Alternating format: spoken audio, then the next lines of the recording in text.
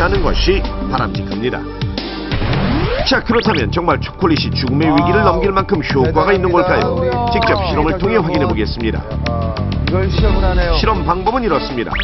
차가운 물에 빠진 상황을 가정해 수온 15도 정도의 물에 들어가 초콜릿을 먹은 후 몸의 변화를 살펴볼 텐데요.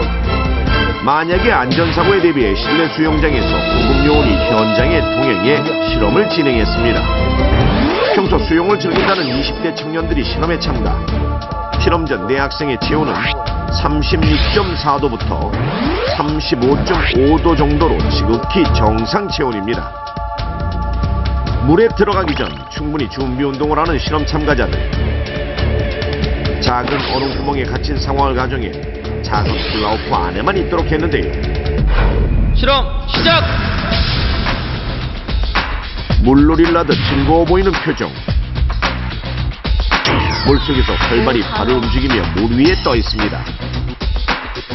실험 시작 7분이 지나자 추운지 발동작도 눈에 띄게 줄었는데 마침내 10분이 되고 일주일에 3번 정도 하는데 근데 이렇게 물의 온도가 낮고 또 가만히 떠 있다 보니까 움직임이 적어서 굉장히 많이 춥습니다. 이제 운동을 안 하고 가만히 이렇게 있다 보니까 더 차갑게 느껴진 것 같아요. 추위를 호소하는 학생들. 이 모습을 열화상 카메라로 확인해보니 확연히 다릅니다. 전신이 보랏빛으로 변한 모습. 불과 10분 만에 체온의 변화가 생긴 건데요. 이때 체온을 측정해보니 순식간에 체온이 무려 2도 가까이 떨어졌습니다. 자, 구급요원에게 안전진단을 받고 추가로 5분을 더 물속에 있어볼 텐데요. 이때 초콜릿을 먹는 것이 과연 도움이 될까요? 추울 때 더 자주 마시게 되는 따뜻한 물, 에너지원이 될 수 있는 국민 음식 김밥, 그리고 마지막으로 초콜릿 각각 하나씩 먹고 비교를 위해 한 학생은 아무것도 먹지 않고 실험을 다시 시작합니다. 자, 정말 변화가 생길까요? 물속에서 허겁지겁 음식을 먹는 학생들. 아무 음식도 받지 못한 학생은 빈 접시를 쥔 채 5분이 지났습니다. 야, 5분 만에 이게 따뜻한 물과 올라갈까요? 함께해서 그러게요. 좀 따뜻한 느낌이 들긴 했으나 그래도 춥긴 추웠습니다. 먹어도 똑같이 춥던데요. 아까 첫 번째 들어갈 때보다 훨씬 더 춥게 느꼈습니다. 첫 번째 들어갔을 때보다는 이제 몸에 적응한 건지 그냥 조금 덜 추웠습니다. 자, 그렇다면 한번 확인해 보겠습니다.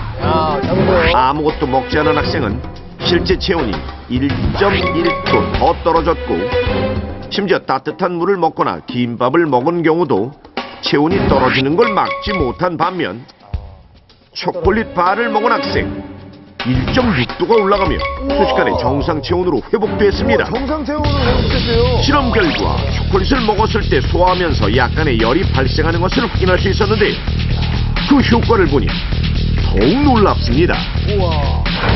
낮아서 생기는 문제 중 가장 흔한 것이 저혈당입니다.